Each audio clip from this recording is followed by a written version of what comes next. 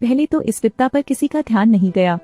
जब तक लोगों को एहसास नहीं होता, सरकार उन्हें जो अंतिम कल्याण देती है, यह एक रंगहीन और स्वादहीन घातक जहर है, क्योंकि कल दुनिया का अंत है।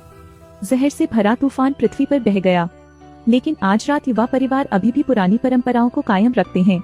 आखिरी रात बिताने की तैयारी करो। हर कोई स्वादिष्ट भोजन का आनंद लेता है और हंसता है। कहानियां साझा करना कभी बंद न करें। हालांकि भीतरी भाग नाममात्र के भय से भरा हुआ था, लेकिन हर कोई बेहद सहयोगी है, एक दूसरे की भावनाओं को समझता है। मुझे बस इस बात का डर है कि अगर मैं सावधान नहीं रहा तो मैं आराम के अनमोल माहौल को भी तोड़ दूंगा। इस सामंजस्यपूर्ण टोस्ट के पीछे यह सब एक दिखावा है। इस समय बीच में बैठा लड़का वयस्कों की अप्राकृतिकता को समझ रहा था। लड़के ने उसकी आंखों के सामने नकली दृश्य तोड़ दिया। उन्होंने कहा कि वर्षों से पृथ्वी हमेशा सभी प्रकार के कचरे को अवशोषित करने के लिए मजबूर रही है। अब इसे और बर्दाश्त नहीं किया जा सकता। तभी एक तूफान आया जिसने पूरी दुनिया को तहस नहस कर दिया। इसलिए सभी को सजा मिलनी चाहिए। माँ प्रकृति से आ रहा है, हमें खुद पर शर्म आनी चाहिए। इस वाक्य के बाद यहाँ हर कोई नहीं जानता था कि कैसे प्रतिक्रिया दी जाए। माहौल तुरंत क्रूर वास्तविकता में लौट आया। बच्चों का मूड खराब होता देख बड़ों ने उन्हें सांत्वना दी। जो कुछ भी होता है वह हमारी गलती नहीं है, हम भी नहीं चुन सकते। और बाहर जहरीली गैस डरावनी नहीं है, बस दवा आने से पहले समय पर ले लो। यह अब बिना कष्ट सहे सो जाने जैसा है। और तो और मेरे प्यारे माता पिता हमेशा मेरे साथ नहीं हैं। आखिरकार उस सांत्वना को देखकर बच्चों के चेहरों पर भी राहत की मुस्कान आ गई। लेकिन कोने में बैठा लड़का विश्वास पात्रों से भरा हुआ था। जब आसपास कोई नहीं था तो वह चुपचाप अपने माता पिता के कमरे में घुस गया और ध्यान से अपना फोन निकाल लिया। स्क्रीन पर सरकार की तरफ से वीडियो चल रहा था। यह पता चला है कि विषाक्तता प्रक्रिया को 3 चरणों में विभाजित किया गया है। सबसे पहले शरीर विषाक्त पदार्थों के संपर्क में आता है, फिर शहर तंत्रिका में प्रवेश कर जाता है। अंत में आँखें, नाक, मुंह और कान से खून बहता है और मर जाते हैं। इसलिए सरकार प्रत्येक नागरिक को जहर देती है ताकि लोग दर्द से परेशान न हो। वास्तविकता चाहे कितनी भी क्रूर क्यों न हो, लोग फिर भी आहत भावनाएं फैलाना नहीं चाहते। वे उस छुट्टी का आनंद लेते हुए अपने हाथों में आतिशबाजी जलाते हैं। आतिशबाजी को देख हर किसी के चेहरे पर समझदारी की मुस्कान आ गई। कल दुनिया का अंत है, इसलिए आज को दुनिया की सुंदरता को अंत में दर्ज करना चाहिए। इस समय सभी विकार समाप्त हो जाते हैं। उसके बाद हर कोई फिर से चिमनी के चारों ओर इकट्ठा हो गया और एल्बम को पलटते हुए जो कुछ भी हुआ था उसे याद करने लगा। शराब के नशे में लोगों ने धीरे धीरे अपने दिल खोले और अपने दिल की गहराइयों में छिपे रहस्यों को साझा किया। चौंकाने वाली खबर सामने आई कि बातचीत धीरे धीरे नियंत्रण से बाहर हो गई। लोगों के बीच प्यार नफरत का रिश्ता, यह भी अप्रत्याशित रूप से सभी की आंखों के सामने प्रदर्शित हो गया। फिर जिस बात ने सभी को आश्चर्यचकित कर दिया वह यह कि यहाँ का माहौल अप्राकृतिक हो गया। इसके बजाय लोग क्षमा और मेल मिलाप को चुनते हैं।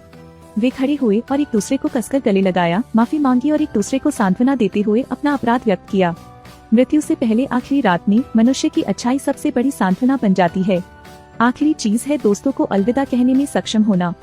पलक झपकते ही 12 बज चुके हैं। एक दूसरे को क्रिसमस की शुभकामनाएं देने का समय आ गया है। बच्चे अपनी दादी को वीडियो कॉल करने के लिए समय पर बिस्तर पर एक साथ बैठे थे। हजारों मील दूर होते हुए भी सबके चेहरे खुशी से भरे हुए हैं। अप्रभावित दादी नानी और पोते पोतियां मिलकर अपनी पुरानी यादें जाहिर करते हैं। औरत को असहनीय बनाओ। लेकिन जब दादी ने ऐसा किया तो उनके पास अलविदा कहने का भी समय नहीं था। जहरीली गैस खिड़की के बाहर तक खिंच गई है। बुढ़िया ने झट से तैयार जहर मुंह में निगल लिया, फिर गलती से उस दुनिया को निगल गया जिससे मैं परिचित था। लेकिन अब पापा को सब समझ आ गया। बच्चों को देखने के लिए बेरहम न बने, इसलिए कंप्यूटर छीन लें। लेकिन अपने फोन पर अपनी दादी के साथ ली गई तस्वीर को देखकर लड़का शांत नहीं हो सका। आपको ऐसा लगता है जैसे जीवन बहुत छोटा है। वह जल्दी से अपने पिता के दोस्त के कमरे में भाग गया। यह एक काला डॉक्टर था। लड़के ने मासूमियत से कहा, मैं एक डॉक्टर हूँ, मैं मौत को बेहतर जानता हूँ। मैं अभी मरना नहीं चाहता, कभी दवा नहीं खाऊंगा। लड़के की चिंता देखकर डॉक्टर ने झट से उसे सांत्वना दी। दर्द से बचने के लिए दवा लेना है। अप्रत्याशित रूप से लड़के ने कहा कि वह अपना जीवन बर्बाद नहीं करना चाहता। डॉक्टर को बस सच बताना था। उन्होंने कहा कि असहनीय दर्द जिसे सहन करना बर्दाश्त की बात नहीं है, इसीलिए लोगों ने स्वेच्छा से शालीनता से मरने का विकल्प चुना। अप्रत्याशित रूप से लड़के ने बहुत कड़ा विरोध किया। भले ही आप दुनिया के सर्वश्रेष्ठ वैज्ञानिक हों, लेकिन कई बार ऐसा होगा जब आप गलतियां करेंगे। अगर कोई जहरीली गैस से बच गया तो क्या वह अन्याय से मरेगा? मैं अपने जीवन या मृत्यु का निर्णय नहीं करना चाहता। उसे देखते हुए यह निष्कर्ष वैश्विक वैज्ञानिक समुदाय द्वारा सिद्ध कर दिया गया है। अप्रत्याशित रूप से लड़के ने उत्तर दिया, एक डॉक्टर की जिम्मेदारी जीवन बचाना है, दर्द के आगे झुकना नहीं। एक छोटे से बच्चे को जीवन का इतना महान दर्शन कहते सुनकर डॉक्टर तुरंत चुप हो गए। इस समय उसका आंतरिक मन बिल्कुल शांत था, अब तरंगित नहीं हो रहा था। बस जल्दी से निकलना था, शराब में डूबना था और आखिरी रात सबके साथ गुजारनी थी। झूठी उत्तेजना खत्म हो चुकी थी और जहर का तूफान धीरे धीरे उनके करीब आ रहा था। आपके माता पिता जानते हैं कि आप ड्रग्स नहीं लेना चाहते। उसे डर था कि जब वे चले जाएंगे तो उसे हड्डियों को ठंडा करने वाला जहर भुगतना पड़ेगा, इसलिए उसने ऐसा करने से परहेज किया। फिर चुपके से उसे बात करने के लिए कार में बुलाया, लेकिन अप्रत्याशित रूप से लड़के ने अपने माता पिता और भाई बहनों को दवा न लेने की सलाह दी। कहा कि तूफान आने पर बस खिड़की बंद कर दें, फिर रेस्पिरेटर लगा लें। जहरीली गैस के हवा से उड़ जाने का इंतजार करें, शायद आप बच जाएं। माँ को तो बस सच उजागर करना था। उन्होंने भी इस तरह से सोचा है, लेकिन जहर हवा के जरिए फैलता है। यह किसी भी चीज में आसानी से प्रवेश कर सकता है। यदि उनके पास कोई संभावित तरीका होता तो वे अपने बच्चों को शराब नहीं पीने देते। हालांकि महिला ने अपनी सच्ची भावनाएं व्यक्त की, फिर भी लड़के को अन्याय महसूस हुआ। वह इस जगह से भागने के लिए उत्साहपूर्वक अंधेरी सड़क पर कार से बाहर निकला। जब तक मुझे चमकती हेडलाइट्स वाली एक कार का सामना नहीं करना पड़ा, मैं उत्सुकता से रुक गया। लड़का सावधानी से कार के किनारे चला गया और अचानक उसने देखा कि विंडशील्ड दवाइयों के बक्सों से भरी हुई थी। एक परिवार को आत्महत्या करने का निर्णय लेते देख लड़का अवाक रह गया। उसकी तुरंत बाद एक धीमी चीख सुनाई दी। बिना यह जाने कि वह गलती से जहरीली गैस के संपर्क में आ गया था। एशियाई, जल्दी करो, चलो, जल्दी करो, जल्दी से।